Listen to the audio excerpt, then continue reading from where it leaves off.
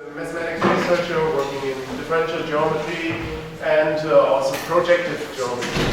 And he combines this research with a passion for computer graphics, and he has produced some of very nice mathematical videos illustrating mathematical concepts like conformal maps and mathematical phenomena like sphere equation. And today he's going to give us an introduction into geometric algebra, also covering some of his recent research results. And these are waiting for applications in geometry processing, so we're happy to connect here to Charles' research. So the stage is yours. Thank you very much, Klaus. I'm very glad to be here and to have this opportunity to talk to such a wonderful audience. A group of people that I feel a kinship to, even though I am a mathematician. I feel a very strong connection to computer science and computer graphics because these two drives, these two interests have accompanied me in my whole professional career. And in order to give an introduction to what I want to talk to you about, I decided the best way was to tell you where I'm coming from. And the first step on that is I am pretty much an old-timer. I came into the world at the same time this beautiful Studebaker coupe came into the world. And that means I've been working in this field of computer graphics and mathematical visualization a bit longer than most of you. In fact, when I came into the lounge here, the reception room in front, and I looked to the right and saw this big black box, three of them next to each other, an old early version of a computer. That reminded me of my early days. I went to the University of North Carolina in Chapel Hill in the mathematics department, but I spent very much of my time in a room called the graphics lab of the computer science department. And I, from the very first, was mixing my interest in mathematics or visualization with this new world of computer graphics. And this picture here is a picture of a special kind of Mobius band that has a circular boundary. It's a wireframe model, and it was a wireframe model because the display was only able to draw vectors. It was a vector display, and that was actually in 1979, the time before the lab got the first frame buffer, where you could actually create pictures with pixels.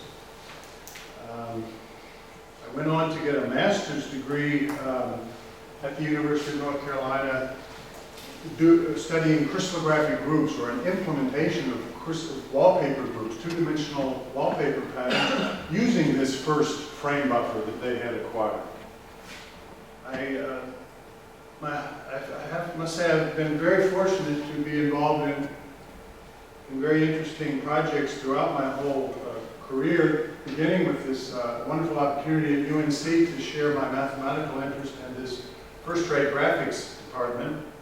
I went on and had an opportunity to work at Pixar for several years, and I was involved in the production of this 1987 short film, Red's Dream. I had programmed the Ray's rendering system partly onto the Pixar image computer, and that's what they wanted to show off, but that experience led them to decide they would never make another movie on the Pixar image computer. Not because my software wasn't good, but because this computer itself was an integer 16, basically an integer 16-bit processor. My next shift was to go to the Geometry Center in University of Minnesota, where I worked further.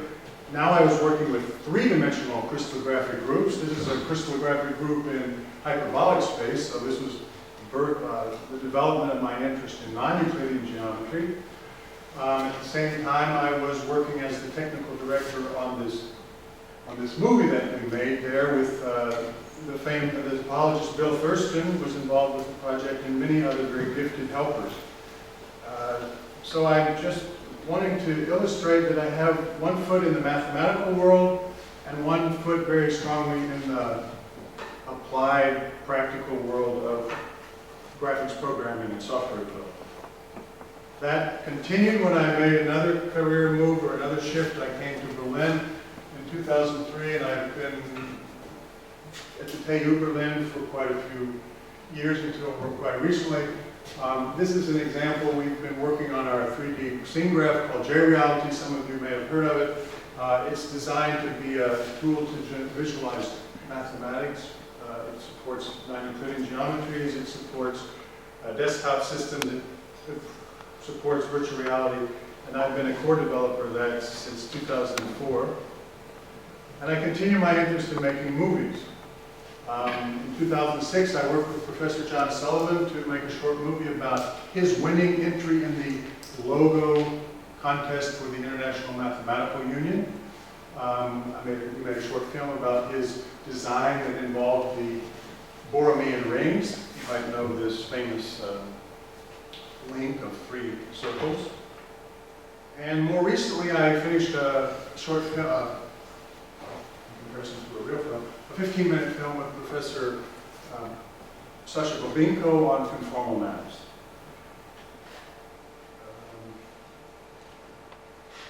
And out of this experience, I have developed a sideline passion to figure out what is the right way to develop software for 3D graphics. What is the best way to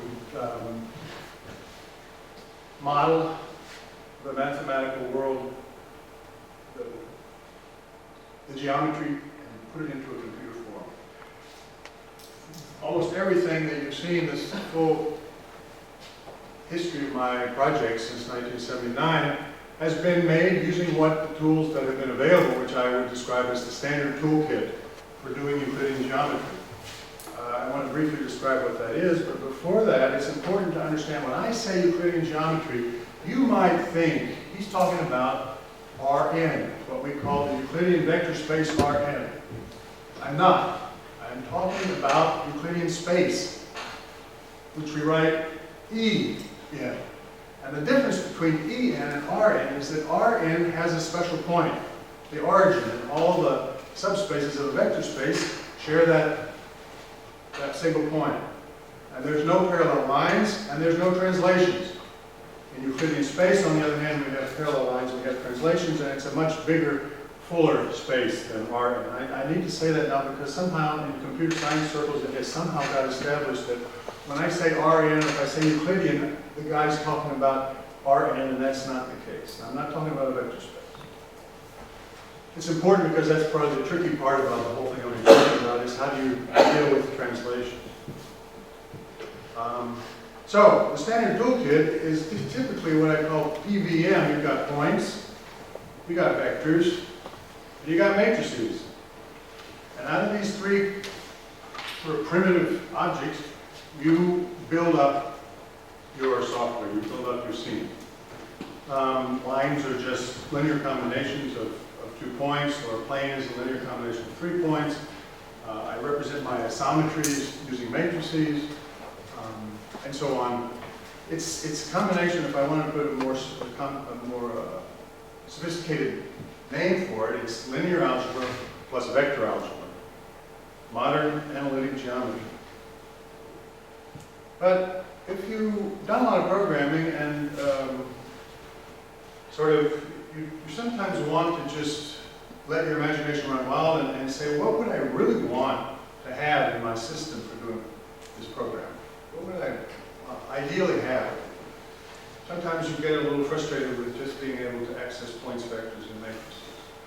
But one of the first things that I would suggest as a wish is that you want to be able to access points, not just points, but points and lines and planes in 3 dimensions. You want to access these flat primitives, these linear subspaces, in some way in an equal, in a standardized way, in a uniform representation. And out of that, for example, if you had this, you could then hopefully calculate meet and join operations in your API, in your basic system, without having to go outside the system. And also that the meet and join should work I should be able to take the intersection of two parallel lines or two parallel planes and get a reasonable answer. Now, when I say reasonable answer, it would help if you knew what projective geometry was, because in projective geometry is exactly the geometry that has solved the problem of how do you represent the intersection of parallel elements. And that's why this talk began, the first word in the name of the talk is projective. Because everything I'm going to be ultimately talking about is based on projective geometry. Now, what would be really cool, talking about uniform representation, what if I had a representation for a plane, and now I want to represent in my system the reflection in that plane? Wouldn't it be cool if I could just use that same representation and I didn't go and have to take the plane and cook up some 4x4 matrix? That would be cool. That would be a wish that you might want. And so in general, we have lots of formulas, we have lots of constructions that we do in Euclidean geometry. It just would be nice if the system was supportive of nice, compact, elegant expressions for all these different operations that I want to do. And I hope I can give you some examples later to sort of give you a sense of what I'm talking about. The system should be coordinate free. I shouldn't always have to be looking at the entries in vectors and matrices to sort of figure out what's going on. Although I will say I'm going to use coordinates in this talk because it's often the easiest way to explain something is to choose a coordinate system, a special coordinate system that makes things clear. But I have also at the end of the talk, there's some references and there's a paper and I have an appendix where you can read the full gory details of why this is really coordinate free. A further aspect of this is that we don't just do graphics anymore. We always want to do physically realistic things. In fact, the motivation of my thesis was to take what I learned about non-Euclidean geometry and add physics, do physics in non-Euclidean space, and that's what led me to projective geometric algebra. So the aspect of having a good connection to physics is important. And finally, the whole thing should be backwards compatible. So nothing wrong with vectors, points, and matrices, but we want to be able to access those elements, but we want to have a bigger, wider system. Now, I don't have time to explain the whole genesis of why this is a good idea, but the main idea of the talk is to represent these geometric objects, these geometric primitives, as, in some sense, as numbers. That's why it's called geometric algebra. You represent the geometry as numbers that can be multiplied together. And they have, using something called the geometric product. Now, I would like to just give you a couple of examples of constructions in this algebra. Before I tell you what it is, let's just see what it looks like so you can get a sense of whether it seems to be a good thing or not. In three-dimensional space, let's say we have a point, we have a line that doesn't go through the point, and we have a task. We want to find the unique line that goes through this point that intersects the line that we started with at right angles. Now, if you can think for yourself, given your toolkit, given your experience in geometry, how would you write that expression? How would you calculate that line? It's not hard to convince yourself that there's a unique solution, but how would you actually go about calculating it? I'm going to show you the three-step solution in projective geometric algebra. The first step is something like I write the line that I've written as the large Greek letter P, and you see something that looks like a dot product, and that's what we pronounce it. It's the dot product, but it's a piece of the geometric product. The geometric product consists of different pieces. And one of the pieces, when I multiply a point and a line together, is a plane. And that plane goes through P and is perpendicular to the line that we started with. So that's the first thing I want to construct. I want to construct that perpendicular plane. The next thing I want to do is to find the intersection of that plane with this line P. And for that, I use this wedge operator, and the wedge operator is that meet operator that I put on my wish list. And it's another piece of the geometric product. In this case, of a line and a plane. And that's almost all I need. Then all I need now is to be able to join the point I had to start with the green point. And that I can do with another part of the geometric product that looks like a V. I join it with P. That's the join operator, and that's also part of my geometric product. Or it's part of my geometric algebra, to be more precise. The join operator, technically, is not part of the geometric product, but it exists inside of my geometric algebra just like the mean operator does. Anyway, there I have my solution, and if you count the number of symbols, I challenge you to produce a solution in fewer than 11 symbols. Let me go on to another example that shows a little bit how we model Euclidean isometries, reflections, and rotation. Given two Euclidean planes, A and B, that meet at an angle, let's say 30 degrees, and some kind of geometry described in terms of points, lines, and planes, that's this red thing in between, how would I model the kaleidoscope that acts, generated by these two planes, that acts on that red geometry? Well, in this projective geometric algebra, the expression, I take G, whatever it is, points, lines, and planes, I put B on the left and B on the right, and I form the geometric product. That gives me exactly nothing else but the reflection of G in the plane B. And on the back side, I haven't labeled it, but there's another one on the back side, a copy that's AGA. And if I continue that process, reflecting these reflected images repeatedly, I will, with sandwiches, they're called sandwich operators, sandwiches of this form, I will eventually close up, because there's an algebraic relationship. If I take the product AB and raise it to the 6th power, I get the identity element in my algebra. So here we have the solution for this kaleidoscope. Again, there's no need to mention a matrix. You don't have to stare at a 4x4 matrix and try to figure out what it's doing. You just have a very direct expression of what's going on.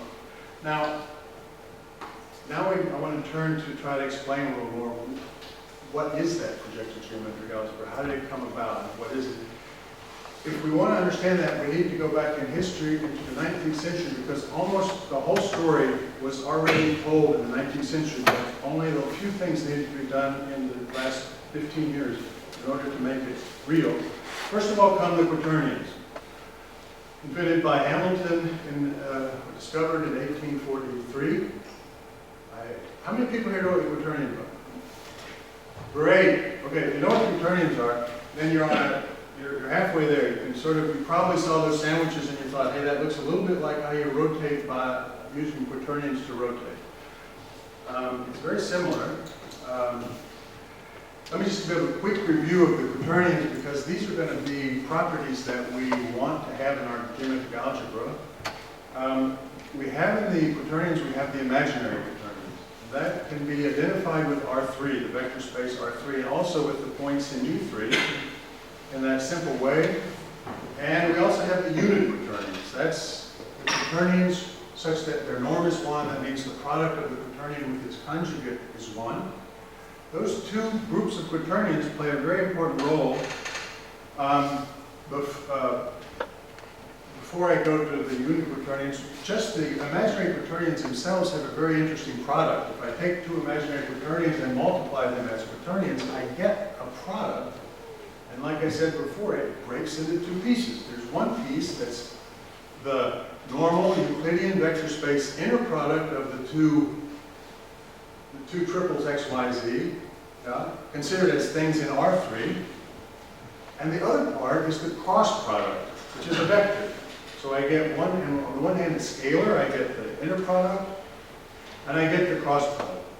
And that is a very nice property. We have a product that contains both something with the inner product and also this cross product together. And that's something we'll find in the geometric algebra reappears. And the other important thing that we have that we'll also see in geometric algebra, this imaginary Quaternions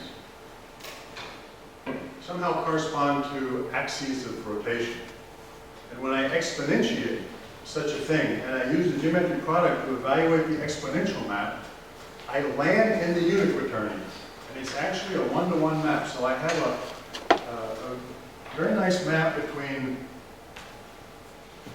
between these vectors and between the rotations, between the unit quaternions. Now, why are the unit quaternions important? The unit quaternions are important because they provide a representation for rotations that's directly in terms of the geometry. If I have a unit quaternion G, and I've written it in this form as that's basically cosine t plus sine of t times this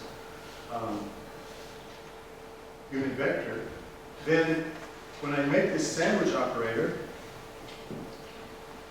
I get the rotation around that v by the angle twice, 2 times t.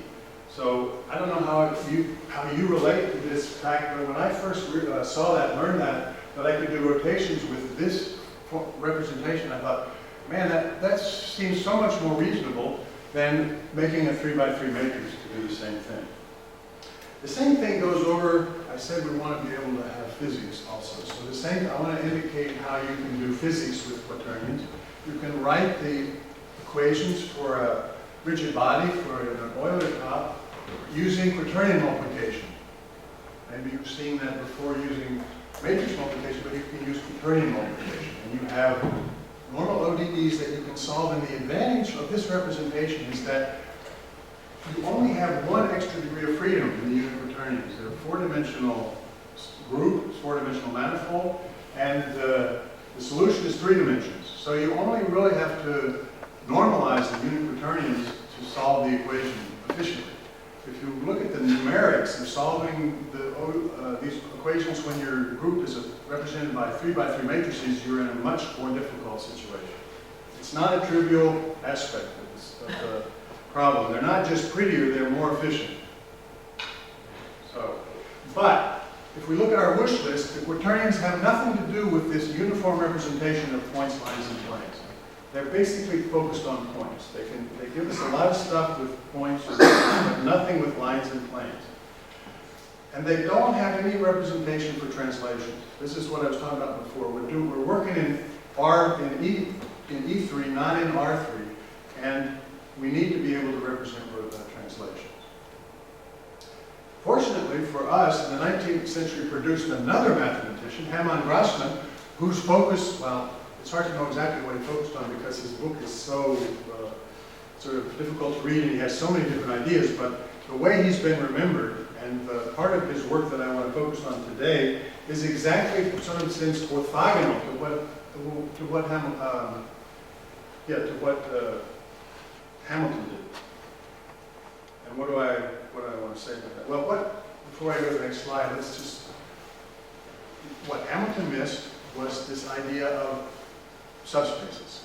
Being able to do all possible subspaces, representing subspaces directly, not just points.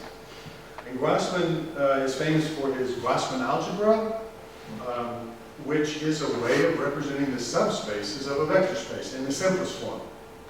And in that form, it looks a little bit like this. If I start here, I'm in R3. I'm going to use R3 as my example, and I start here with my basis, three basis vectors here in R3. That's just the beginning for my Grassmann algebra. I call those the 1 vectors. Those are the grade 1 vectors. I'm going to produce a graded algebra, and each grade corresponds to a dimension of a subspace. So the grade 1 elements are the vectors of my vector space, and if I join those vectors together, if I take 2 vectors and I join them, find their common plane, I produce something he calls a 2 vector. So the planes to the origin are the 2 vectors. And if I continue that process and take 3 linearly independent vectors and I join them together, that funny wedge symbol corresponds to the join operator of this subspace structure. I arrive at something that's like the whole space, in some sense represents the whole vector space. If I take 4 vectors in R3, they're going to be linearly dependent, and the wedge product will be 0. So this process finite terminates at the dimension of the vector space, and I call that element at the highest dimension the pseudoscalar of the Grassmann algebra. And I go ahead and define the zero vectors to be the scalars. So the scalars are like the real numbers, and the pseudoscalars are also a one-dimensional vector space, but they are generated by this element called I, or the pseudoscalar. Okay? So, and the dimension of the different grades is just what you would expect. Now, that's one possible Grassmann algebra of dimension 3. It's focused on the join operator. What would we have to do if we wanted to have a Grassmann algebra where the wedge operator was the meet operator, was the intersection operator? Well, we couldn't start with the vectors because they all intersect just, we really have to turn everything on its head. And we start with the planes through the origin are one vectors. And to indicate that I'm making a different algebra, I put a star up there. So star is like dual. So I'm working into dual. You could also say covector. It's the dual space. I start with, and I hope you've had enough vector space theory to know that there is a canonical dual vector space to every vector space. So I'm representing the dual vector space now, and now instead of having a wedge operator that joins things, it takes the intersection. And I have everything looks very similar, except now the two vectors are what are the sort of standard vectors of the ordinary R3, and everything's sort of turned on its head, but now I have the meet operator also. The next step is going into projective space, and if we go back 2 slides, and imagine that you slice through those three-dimensional pictures with a plane that doesn't go through the origin. That's basically the process of making projective space out of a vector space. So I want to consider now a Grassmann algebra defined in projective space, and all I have to do is take all the pictures that I have and projectivize. That means identify lines through the origin with points, and planes through the origin become lines, and so on. The advantage of the projectivization is that I get rid of that special element, the origin. I don't have a special element anymore that is going to distract me and make it impossible for me to represent translations and so on. So this step to projective space it may sound a little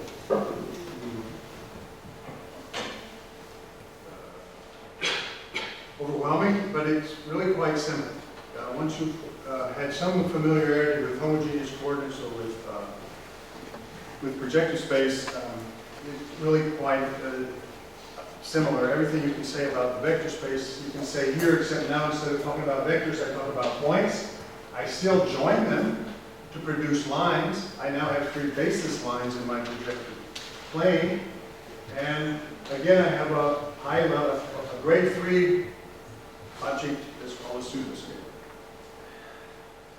To finish the picture of the by symmetry, I also should be able to projectivize the dual. And then I will start with my lines in the projective planes, and I will generate my 2 vectors by intersecting them to create the 3 basis 2 vectors. And you might think, gosh, that's awfully complicated, but as a matter of fact, this Grassmann algebra is exactly what we need to do Euclidean geometry. Now, the Grassmann algebra has all this wonderful subspace operator, sort of geometric product for subspaces, but it doesn't allow us to do anything involving the inner product, the dot product, the cross product, because all that depends on a metric. And this is pretty projective. Projective geometry doesn't have a metric. So the challenge was, back in the 19th century, how can these 2 things be brought together? And it turns out there was an English mathematician named William Clifford, who died tragically young at the age of 34, who provided the answer. And not only that, he provided another important piece of the puzzle. He has he's remembered for 2 discoveries. One is of something called the Biquaternions, and the other is this geometric algebra. Now, the geometric algebra is exactly this bringing together of those 2 stochastic qualities that Hamilton and Grassmann separately discovered. We'll talk about that second. The first thing I want to talk about is the Biquaternions, because they give us an important piece of the puzzle regarding Euclidean geometry that goes beyond the Quaternions. Okay, so Biquaternions, as discovered by Clifford, consists of Biquaternion is just two quaternions that form G plus epsilon H, where G and H are quaternions, and epsilon is a very mysterious unit that squares to either 1, -1, or 0. In other words, you choose that it's going to square to 1 or -1 or 0, and then you work with it. And you don't mix you don't change the value in your calculations. And basically, for the purposes of Euclidean geometry, we choose epsilon squared as 0. And then they're usually called dual quaternions. How many people have heard of dual quaternions? Well, that's great. Okay, so if you've heard of dual quaternions, you almost have everything at your fingertips. You're really ready to go on to projective geometric algebra.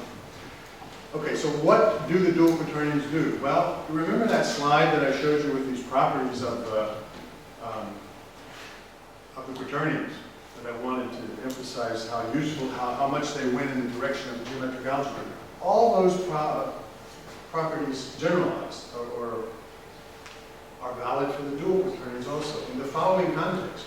Remember that we identified the imaginary quaternions with sort of axes through the origin, vectors through the origin around which one could rotate. The dual quaternions, the dual imaginary quaternions, that's a 6-dimensional space, and they represent arbitrary lines in 3-dimensional space. And so when I exponentiate such a dual quaternion, I arrive at a unit dual quaternion, and if I make a sandwich with such a unit dual quaternion, then I rotate around that line by the given amount.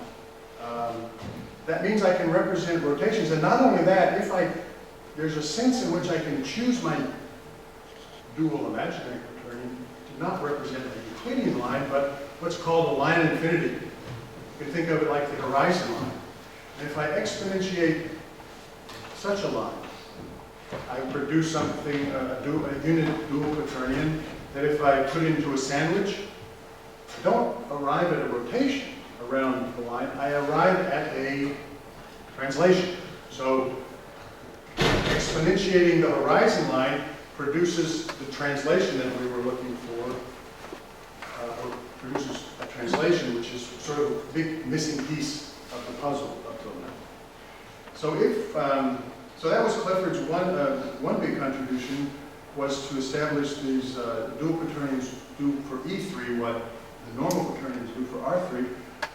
Up to also to bring back the physics, if I have a top that's not constrained to be fixed at the origin like the Euler top, but a free top that can move arbitrarily, the same symbols that I gave you for the ODEs for the quaternion version of the Euler top, you interpret them in this widened context of E3. You have the ODEs for the free top in three-dimensional space. So it's really a wonderful discovery, and we could be very grateful to Clifford if that was the only thing that he had discovered, but it wasn't. He also, 5 years later, actually very shortly before he got sick and died, he introduced geometric algebra. So he didn't really have much time to develop it, but there's this very simple idea. You add an inner product to a Grassmann algebra. And an inner product is something called a symmetric bilinear form or quadratic form. You've met, all of you I'm sure have had acquaintances with inner products, probably the standard positive definite inner product of R3, but also maybe in Minkowski space, or you've had acquaintance with other inner products. You'll know that an inner product is characterized by a signature. You may not know that the full signature includes three numbers: the number of basis vectors that's squared to +1, the number that's squared to -1, and the number that's squared to 0. Because often in many applications, people say we don't want the case where z is not 0, we don't want anything squared to 0, we don't want degenerate metrics, we don't want degenerate inner products, and then you only work with two numbers, but we need all three here. Now, given this inner product defined on the one vectors, you can define a geometric product on the one vectors as just the sum of the inner product and the Grassmann or outer product on these two one vectors. And you can extend that geometric product to the whole Grassmann algebra.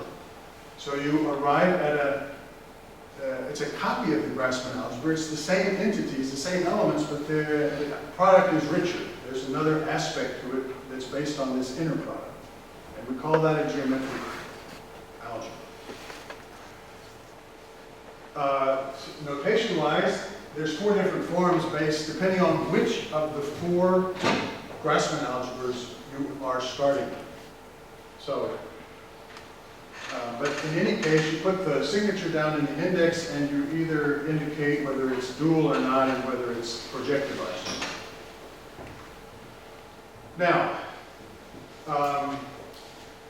we don't have time. It's an interesting, the best place to sort of learn about this stuff is just to take the standard example of R3, look at the vector space R3 and see what you get for a geometric algebra. It will have 8 dimensions. It'll have scalars, 3 dimensions of one vectors, 3 dimensions of two vectors, and a pseudoscalar. It will be an 8-dimensional algebra. And it's not hard to show that the even subalgebra, that little plus means I'm only interested, I take the elements in my algebra of even grade. It's not hard to show that the elements of even grade form a closed algebra among themselves. That is, the scalars and the two vectors together form a 4-dimensional subalgebra, and that is nothing other than the Quaternions. Well, it better be, because we know that the Quaternions represent the rotations of R3, and but what we get extra is we get the reflections too. So remember when I put a one vector on the left and a one vector on the right, that's a plane through the origin.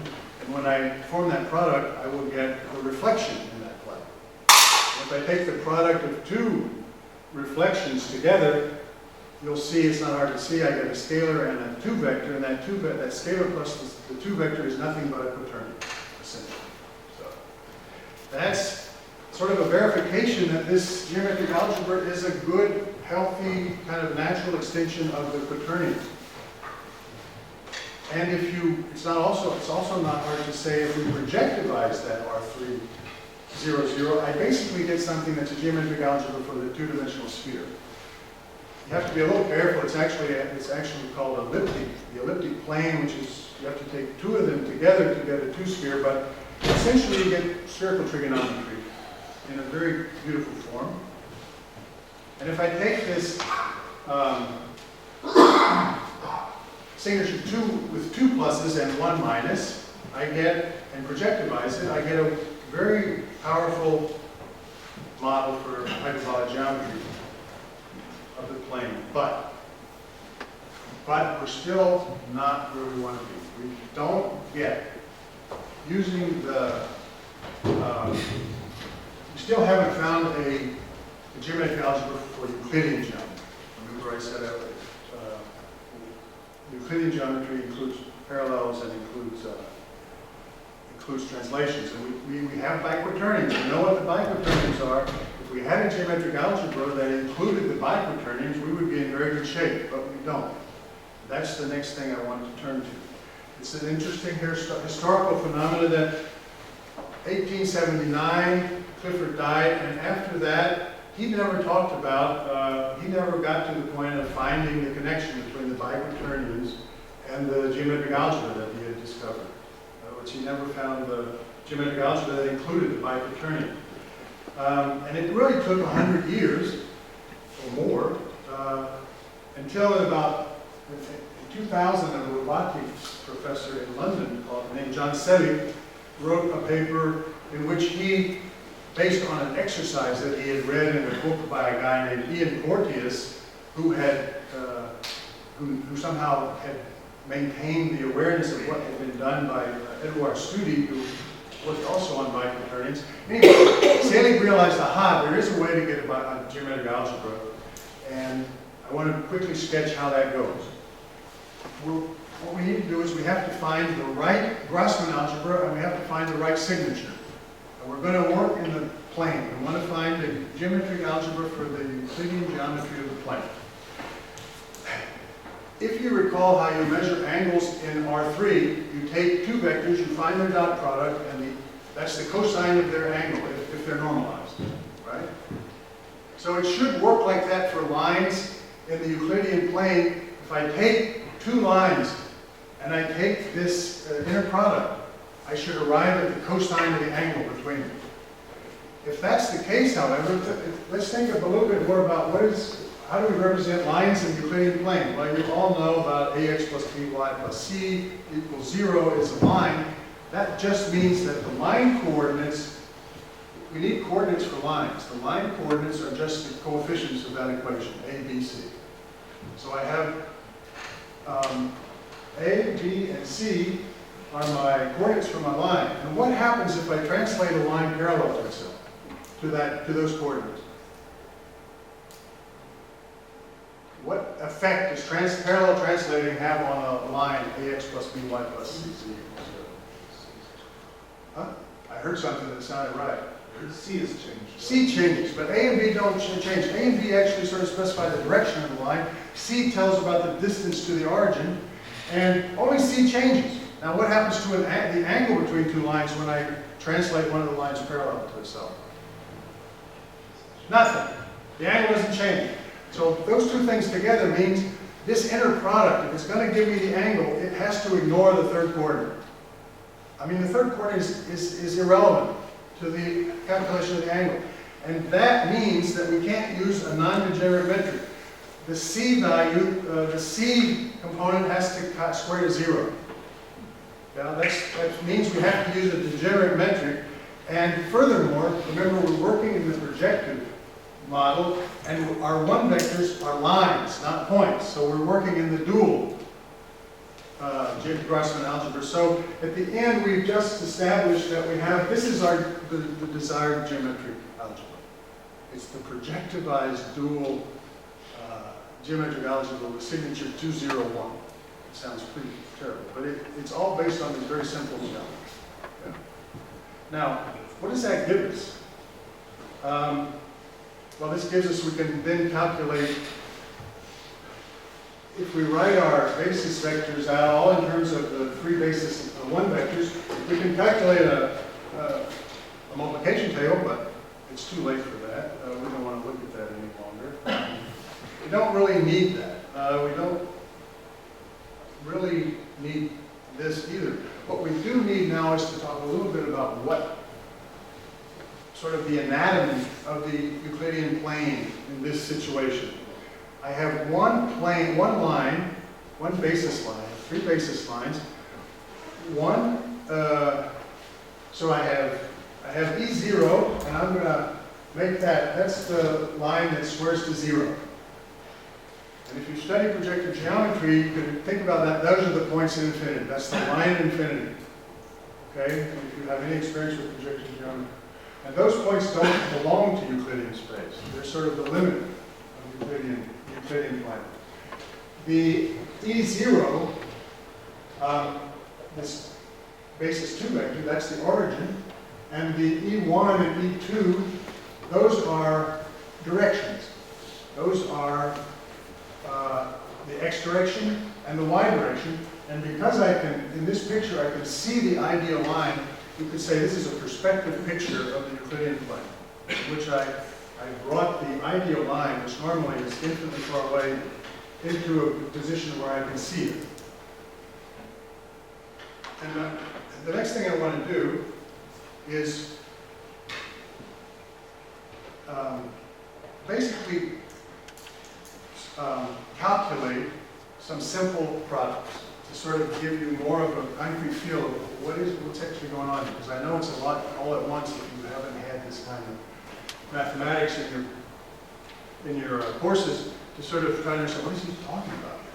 Well, let's go to the product AB. What I mean, A is, the little letters are always lines, or one vectors, and the big letters are always points, or two vectors. So the product of two little letters means the product of two lines, A and B.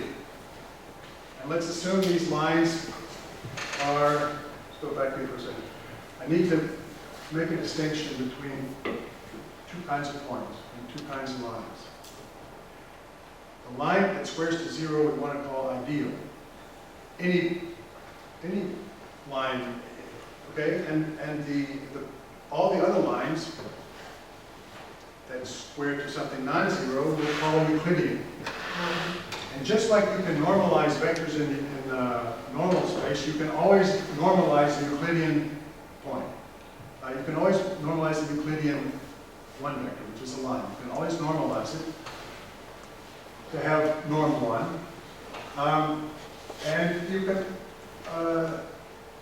we have a similar distinction between, for points, which points are square to 0. It turns out the points that square to 0 using the geometric product as the squaring product, those are just the points that lie on the ideal line. So I have this ideal line, it squares to 0, all the points that lie on it square to 0, and all the other points and lines have non-zero squares, so I can normalize them.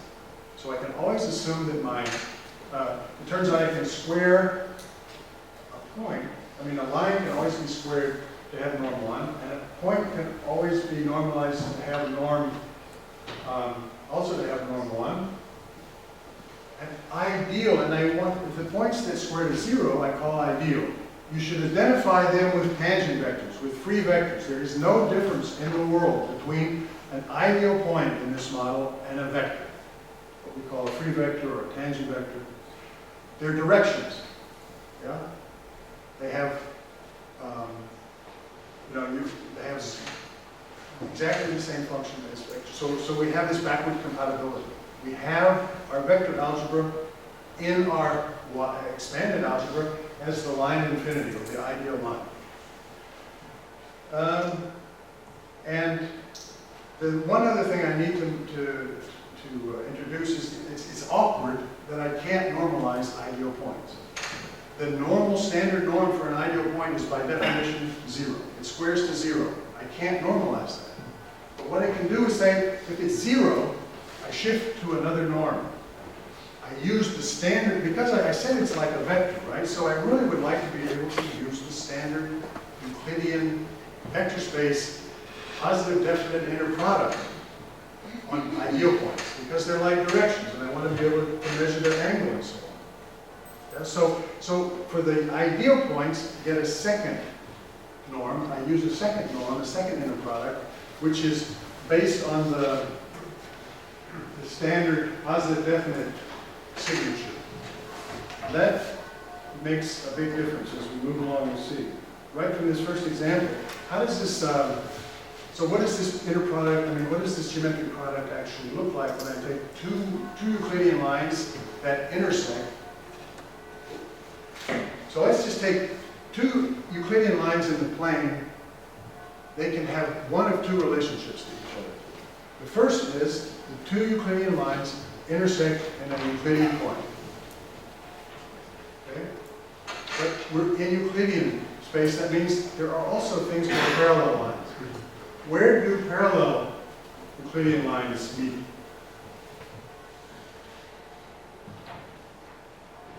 Well, they meet at a point on the ideal line. They meet at infinity. I don't like to use that term infinity, but they meet beyond all the Euclidean points. And that's where we introduce in projective geometry. Those are called ideal points. They meet at an ideal point. And those ideal points are part of our geometry. And we can normalize those points, okay? So these two cases I want to look at now. What is the first case? They intersect in the Euclidean point P. We assume that point has been normalized. Then the product is the inner product. This is just Clifford's definition. He said take the inner product of the two, that's the cosine of the angle between it, and the wedge, that's just the wedge product, it's going to be p, but weighted, it will have norm sine of alpha. Okay, so I have a cosine and I have a sine of alpha in this inner product. Yeah? I know that the wedge is this point p, but we're operating in projective space, so I don't know what the weight of that point is, and the weight is the sine of alpha. Now, what do I get if I have A and B now are parallel?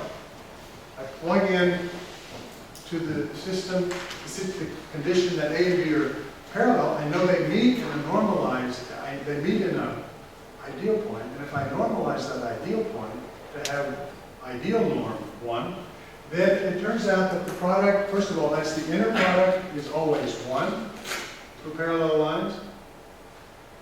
But the weighting on this ideal point, you know, if it was sine of alpha, that'd be 0, and I would just get no wedge product. But it's not. It's weighted now by the Euclidean distance between the two lines. So that's exactly how I want to measure the distance between two parallel lines. If I have two intersecting lines, I want to measure the angle. If I have two parallel lines, I want to measure the distance.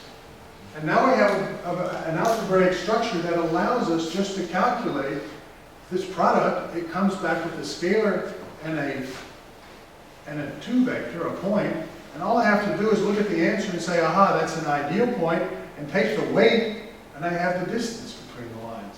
And if it looks at it and say that's a Euclidean point, I can take the arc sine, the inverse sine of the weight, and I get the angle. So that's a pretty amazing, I think that's a pretty amazing feature of an algebraic structure, is that it automatically differentiates in the correct way between measuring an angle when it should and measuring a distance when it should. And this interweaving of the Euclidean and the ideal is a theme that runs through the whole thing. Fortunately, because I don't want to overstay your patience, and I know it's been a very long 10-course meal, and I really did design this as the dessert course, I need to think about how much I want to continue. Okay, so briefly, what happens when I have a Euclidean point and Euclidean line? Just to give you a flavor of the pieces of this geometry product. The one piece is another line, and it's just like that plane we saw at the beginning. It's a line that goes through the point and is perpendicular to the original line. And the second part is the pseudoscalar. And the pseudoscalar has weight, which is sort of exactly what you would want. You would want to know the distance from the point to the line. So again, we have lots of geometric information wrapped up in this product. The product of 2 points, I'm just going to skip over that. That's a little weird. To do isometries, it's just what you would expect. We've really talked about it enough that I don't need to spend a lot of time on it. Sandwiching with a 1 vector means reflecting in that line that's representing the 1 vector, and doing it in a second one just produces the rotation, or if those lines are parallel, it will produce the translation generated by the 2 parallel reflections. And I can there's a lot more stuff. Obviously, anything like this, there's a lot more to learn. I didn't time things quite right, so I'm just going to go on to sort of give you, what happens in 3D. I still have 5 minutes, right? Okay, so I think we're in good shape here.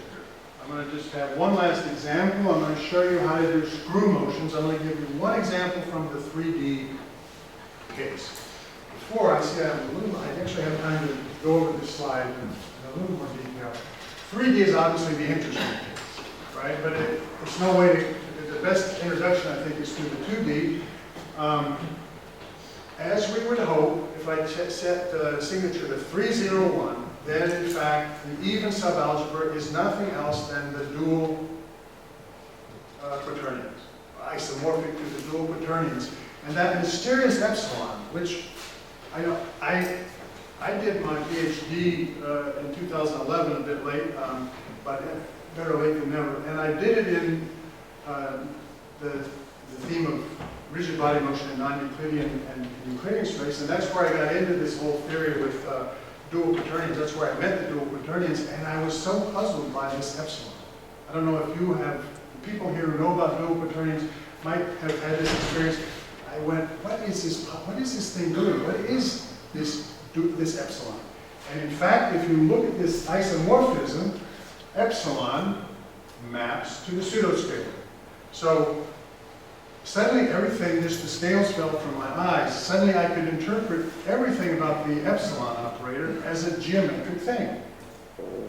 When I multiply by epsilon, that's equivalent to multiplying by I. And I haven't mentioned this, but multiplying by I takes a subspace and calculates its orthogonal complement. So suddenly I was able to, suddenly epsilon made much more sense than it did before. And so also we have achieved this goal that Clifford's two big discoveries are combined into a single structure, the 16-dimensional algebra. And in general, in 3D, things are much more interesting because we saw before in the plane, I said everything when you square it, you get a scalar. Every sort of k vector. If I take a k vector and square it, I get a scalar. It's not true anymore in 3D. If I take a 2 vector, a bivector, and square it, I get a combination of a scalar and a pseudoscalar, and that's the content of this last example. Screw motions are the generic isometry in free space is a translation and a rotation around the same line. So let's call that line sigma, and how can we represent a screw motion around that line in our geometric algebra? Well, the first stage, I want to show you how to do a rotation. If I just take, and we've already seen sort of something like this in the case of dual quaternions, if I exponentiate the expression t times sigma, I get something that I can use in my sandwich operator, and that produces a rotation around the line by angle 2t. If, on the other hand, I don't use sigma, but I use sigma times I times the pseudoscalar, if sigma was my vertical line, then if I multiply by the pseudoscalar, I get this line of infinity that's perpendicular to the vertical direction. And I'm exponentiating this d times sigma I produces something that means if I put it into a sandwich, I get a translation along the line. And the screw motion is the simplest possible thing you could imagine. I just multiply those two things together, and I get this form here. So that's sort of a taste of how this whole stuff works out in 3D. If we go back to our wish list, I won't go over it one by one, but if you recall the things that we were looking for, we had pretty much found everything that we were looking for, and we found a few more things. One thing that I've been impressed with in this algebra is how the Euclidean and the ideal norms are always working together. And you get this amazing ability to have a single expression that tells me, in one case, an angle, and in the other case, produces a distance. We have found places where the Quaternions and the dual Quaternions are at home, are isomorphically embedded. And there's a lot more to be discovered and worked out. And if you like non-Euclidean geometry, it goes through just the same way if you just change the signature slightly. On the last slide, maybe the one thing to remember here is this one, my webpage on the TEU. If you go there at the top, there's a link that takes you to this resource page, and all these other resources are listed there with links. So if you want to look at these papers that I have written regarding the subject, you can just go to, so look at the third link is what you need if you want to learn some more. Thank you so much for being so patient and listening to me go on. I hope you got a taste for what this projective geometric algebra is about, and look forward to hearing if you have any questions afterwards. I look forward to talking to you in person. I realize it's time to get another. All right, thanks a lot.